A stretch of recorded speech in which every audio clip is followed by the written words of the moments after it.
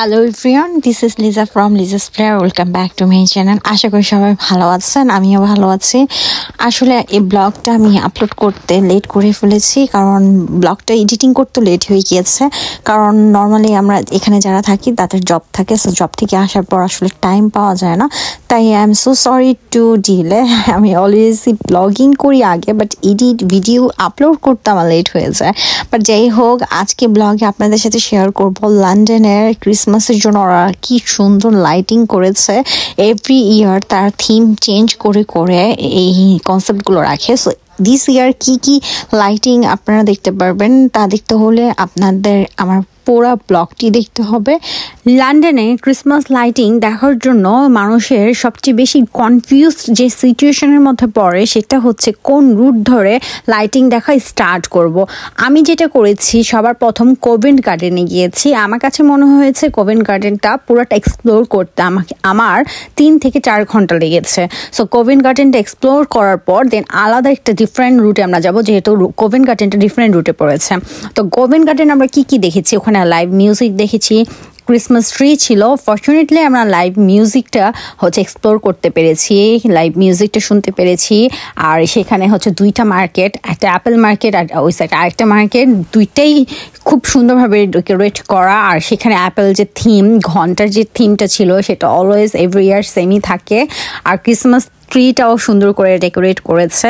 আর এই মার্কেটের ভিতরে আপনি পেয়ে যাবেন different selfie zone, photo zone, যেখানে আপনারা সুন্দর সুন্দর কিউট পিকচার তুলতে পারবেন। আর আমি এখন সান্টা ক্লজের গাড়িতে বসে কোভেন্ট গার্ডেন থেকে বাই বাই করে আপনাদের নিয়ে যাচ্ছি আরেকটা রুটে। তারপর আমরা ট্রেন নিয়ে চলে গিয়েছিলাম বন্ড স্ট্রিটে। বন্ড স্ট্রিটে যাওয়ার পর আপনারা নিউ বন্ড স্ট্রিট রোডে যদি যান, সেখানে আপনারা সব লাক্সারি ব্র্যান্ডগুলো পেয়ে যাবেন।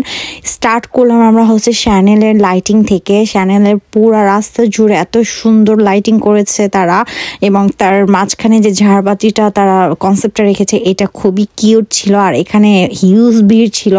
অ্যান্ড এটার পর তো তাদের যে মেন বিল্ডিংয়েও ওরা সুন্দর করে লাইটিং করেছে। ওই পাশে লুই ভিটনের বিল্ডিংটাতেও খুব কিউট, এত কিউট লাইটিং করেছে। এর আগের বারও তারা খুব নাইসলি লাইটিং করেছিল।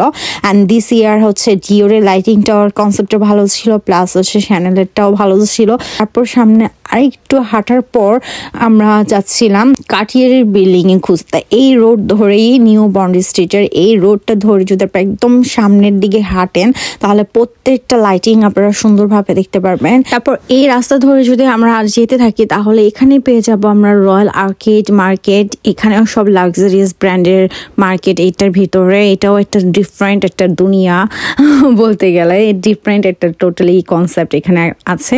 এটা পুরোটা এক্সপ্লোর করতে করতে আমার বেশি টাইম লেগে গিয়েছিল। পরে এখান থেকে আমি হাফ রাস্তা যাওয়ার পর আমি আবার ব্যাক করেছি। তারপর সেম নিউ বন্ড স্ট্রিট রোডের ধরেই আমরা কার্টিয়ার ব্র্যান্ডের সামনে চলে এসেছি। সেখানে ওদের লাইটিং এর যে কনসেপ্টটা ছিল অসাধারণ ছিল।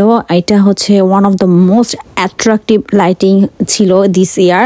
আর ওদের লাইটিং এর মাঝখানে যে জিনিসটা ওরা বানিয়েছে না, হুইচ ওয়াজ সো নাইস। আমার কাছে এই জিনিসটা খুবই ভালো লেগেছে। লাইক গ্লাক্সি টাইপের একটা কনসেপ্ট ছিল। আর পাশে টেলিফোন বুথের সামনে সবাই এত ভিড় ছিল যে সবাই ছবি নেওয়ার জন্য বিজি ছিল। সেখান থেকে আমরা কার্টিয়ার দেখার পর ওই রাস্তা ধরেই আবার এগিয়ে যাচ্ছিলাম। নাও আমরা যাব মেফেয়ার রোডে, যেখানে আমরা অ্যানাবেলসের লাইটিং দেখার জন্য যাব। সো লাস্ট ইয়ার তাদের লাইটিং ছিল hot air balloons. And this ইয়ার ওরা ময়ূরের কনসেপ্ট রেখেছে। আর ময়ূরের কনসেপ্টের সাথে ওরা ব্লু কালার কম্বিনেশনে এই লাইটিংটা খুবই মারাত্মক লেগেছে। দূর থেকে দেখতে বেশি ভালো লাগছিল। যাই হোক, এই রাস্তা ধরে আবার হেঁটে যাব আমরা ফর্টনাম অ্যান্ড মেশন বিল্ডিংয়ে, যার বিল্ডিংয়ের যে লাইটিংটা সেটাও খুবই সুন্দর লাইটিং করেছে।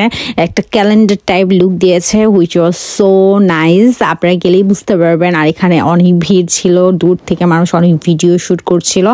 অ্যান্ড আমি আরও অনেকগুলো লাইটিং দেখার টাইম পাইনি, কারণ অনেক রাত হয়ে গিয়েছিল, লাইটিংগুলো অফ করে দেওয়ার টাইম হয়ে গিয়েছিল। সো আমি এই জন্য আরও কিছু ভিডিও নেওয়ার টাইম পাইনি, কারণ অনেক রাস্তা ধরে হাঁটার পর ক্লান্তও লাগছিল। এখন আমি আমার ব্লগটি শেষ করে দিব। এই ছিল দিস ইয়ার লাইটিংয়ের blog. I hope next year নতুন আরও কিছু লাইটিংয়ের ব্লগ আপনাদের সাথে শেয়ার করব। সো সবাই ভালো থাকবেন, সুস্থ থাকবেন।